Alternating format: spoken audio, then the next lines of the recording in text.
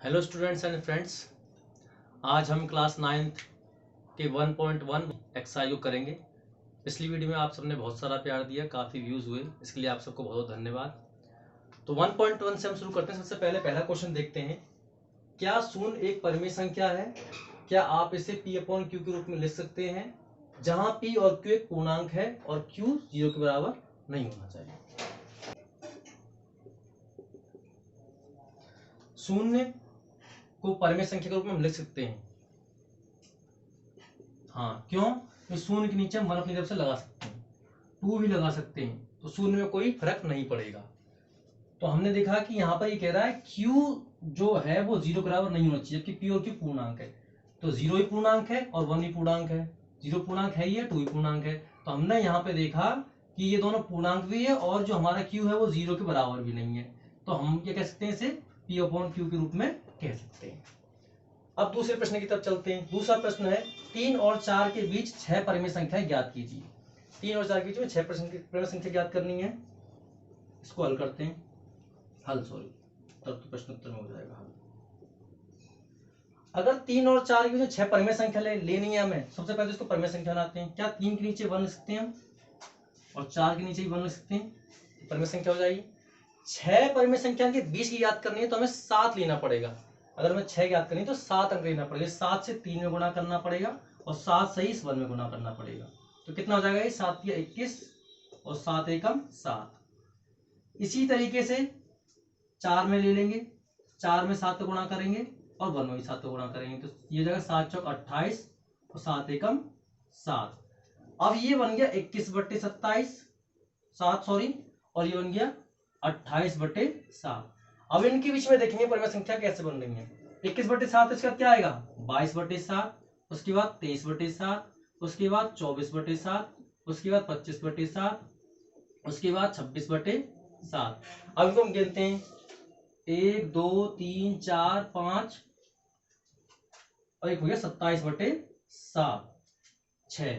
तो हमने देखा 21/7 और 28/7 बीच में कितनी परिमेय संख्या आ गई, 1 2 3 4 5 6 परिमेय संख्या आ गई, और ये हमें निकालना था। अब हम अगला क्वेश्चन देखें, क्वेश्चन नंबर 3। अब हम तीसरे प्रश्न को देखेंगे। पहले हमने 3 और 4 के बीच में 6 परिमेय संख्या निकाली थी, जिसमें हमें उनको परिमेय संख्या बनाना पड़ा था। अब हमें ऑलरेडी बना बनाया मिल गया है परिमेय संख्या। इसके बीच में 5 परिमेय संख्याएं याद करनी है, इसको हम याद करते हैं। ये भी पहले की तरह ही बहुत आसान है। 3/5 को लिख लेंगे और इस तरफ लिखेंगे 4/5 को। पहले हमने पढ़ा था अगर 6 निकालनी है तो हमने 7 से गुणा किया था। अगर 5 निकालनी है तो एक संख्या ज्यादा से गुणा करेंगे, अंश में भी और हर में भी। तो अंश में कर देंगे 6 का गुणा और हर में कर देंगे 6 का गुणा। इसी तरह 4/5 में भी अंश में कर देंगे 6 का गुणा और हर में कर देंगे 6 का गुणा। गुणा करने पर ये क्या बनेगा, 6 3 18 बटे 6 पंचे 30, ऐसी 6 चौक 24 बटे 5 6 30। अब यहां इसको लिख लेंगे 18/30। 18/30 के बाद क्या आता है, 19/30, फिर 20/30, फिर 21/30, फिर 22/30, फिर 23/30, और ये लास्ट वाला था 24/30। इसके और उसके बीच में निकालनी थी हमें। अब हम गिनते हैं कि 6 परिमेय संख्या है, 5 परिमेय संख्या निकली 1 2 3 4 5। तो यहाँ पर हमने देखा 3/5 और 4/5 के बीच में हमने 5 परिमेय संख्याएं ज्ञात कर ली हैं। तो ये भी बहुत इजी क्वेश्चन था, आप इसको ध्यान से देखेंगे तो आपको समझ में आ जाएगा। अगला प्रश्न है बहुत ही आसान है, ट्रू फॉल्स है उसमें, अभी 2 मिनट में करते हैं। अब चौथा क्वेश्चन देखेंगे हम। नीचे दिए गए कथन सत्य है या असत्य, कारण सहित अपने उत्तर दीजिए। इसमें पहला प्रश्न है प्रत्येक प्राकृत संख्या एक पूर्ण संख्या होती है। तो प्राकृत संख्या क्या होती है, पहले इंट्रोडक्शन में भी हमने पढ़ा था, जैसे 1 2 3 4। और पूर्ण संख्या क्या होती है, 0 शुरू होती है। तो ये क्या कह रहा है, प्रत्येक प्राकृत संख्या एक पूर्ण संख्या होती है। सत्य है ये, बिल्कुल सत्य, यहां लिखता हूं सत्य। क्यों, क्योंकि प्राकृत संख्या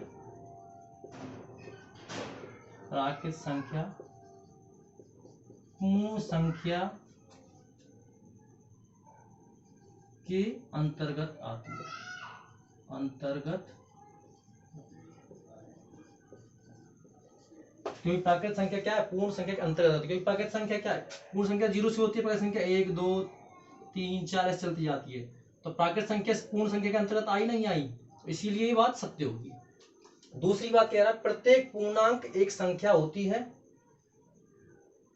यहाँ पे भी गलत लिख गया है, प्रत्येक पूर्णांक एक पूर्ण संख्या होती है, पूर्ण संख्या, प्रत्येक पूर्णांक एक पूर्ण संख्या होती है। तो प्रत्येक पूर्णांक एक पूर्ण संख्या नहीं हो सकती, क्यों कि पूर्णांक में माइनस का भी नंबर आ जाएगा, 0 भी आ जाएगा, प्लस का भी आ जाएगा, लेकिन पूर्ण संख्या सिर्फ धनात्मक होती है, इसलिए क्या हो जाएगा इसका उत्तर असत्य। क्या हो जाएगा, असत्य, असत्य, क्योंकि पूर्ण संख्या धनात्मक होती है, धनात्मक।